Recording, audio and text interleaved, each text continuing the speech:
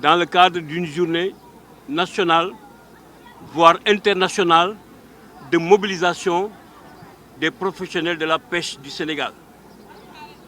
Dans le seul but de dénoncer le laxisme qui est constaté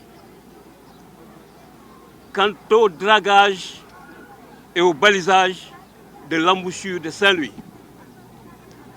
Aujourd'hui, nous sommes ici à Saint-Louis. Mais nous sommes ici à Saint-Louis avec une délégation venue de Fass-Boye. Nous sommes ici à Saint-Louis avec une délégation venue représenter les professionnels de la pêche de Gagnol. Aujourd'hui, au même moment, à Kayar, au même moment à Thiaroye, à Mbour, à Joal, des professionnels de la pêche se mobilisent dans le même but pour dénoncer cet état de fait, lancer un cri de cœur pour que l'embouchure puisse passer au rang de priorité. Dans aucun pays au monde, on ne peut citer un exemple similaire ou une brèche qui n'est même pas le fait de la nature, creusée par la main de l'homme, du fait d'un gouvernement, que ce canal qui au début était de 4 mètres, qu'on a abandonné, qu'on a observé, et qui aujourd'hui fait plus de 6 km. Mais ce canal également, qui entre 2003 et aujourd'hui, a englouti plus de 412 pêcheurs.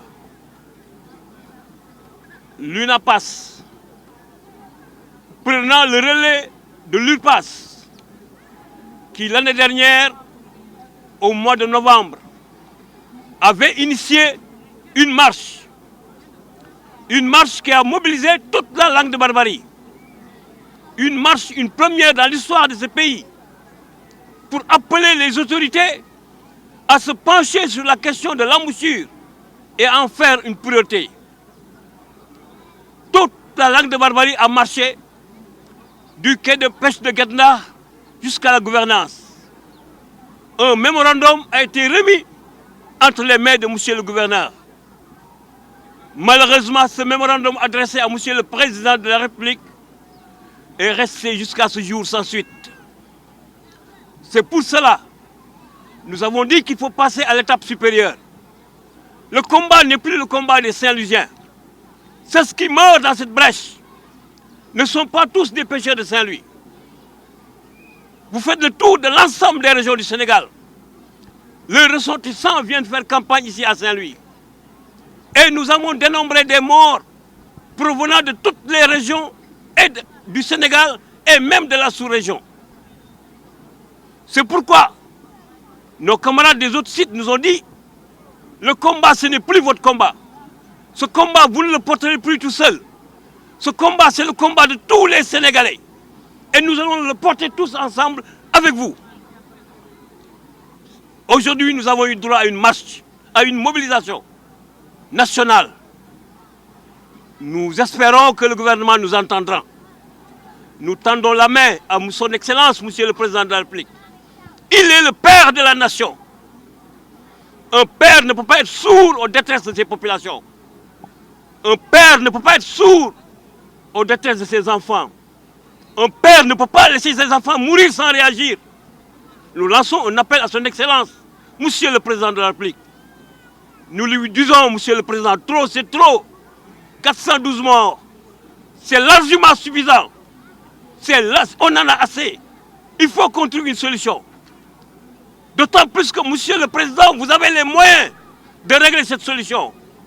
Une drague qui a coûté 20 milliards de francs est aujourd'hui stationnée au port de Kaolack en perspective de l'exploitation du pétrole de Sangomar.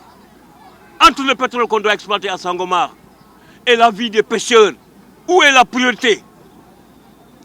Entre le pétrole aléatoire et les 240 000 et les 240 milliards de devises que la pêche fait entrer dans notre économie chaque année, toutes les années.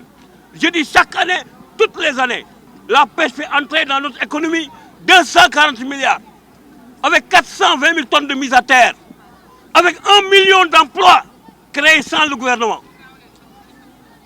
Nous dénombrons aujourd'hui 20 000 pirogues. Et chaque pirogue est une entreprise. Que ce soit la petite pirogue qui a 5 employés, que ce soit la grande pirogue qui va jusqu'à 50 employés permanents. Le gouvernement n'a pas le droit d'être sourd à notre appel. Non, ce n'est pas normal, le gouvernement n'a pas le droit d'être sourd à notre appel. Il est temps que le gouvernement réagisse.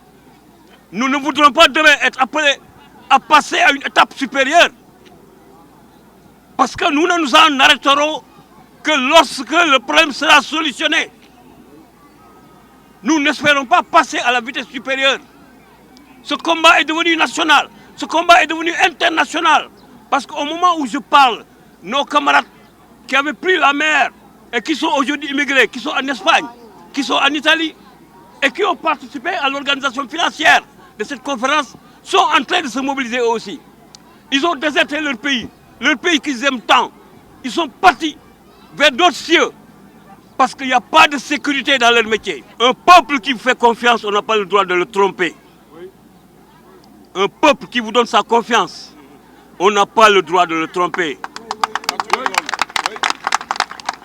Même si Oumar Gueye peut aujourd'hui se réjouir d'avoir fait voter le monde de la pêche pour le candidat Macky Sall, il ne doit pas s'en réjouir.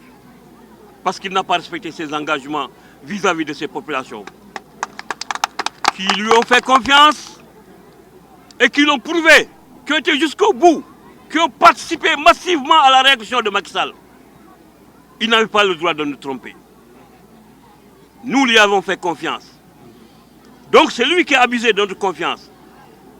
Nous pouvons le regretter, mais nous disons peut-être jamais 2 sans 3.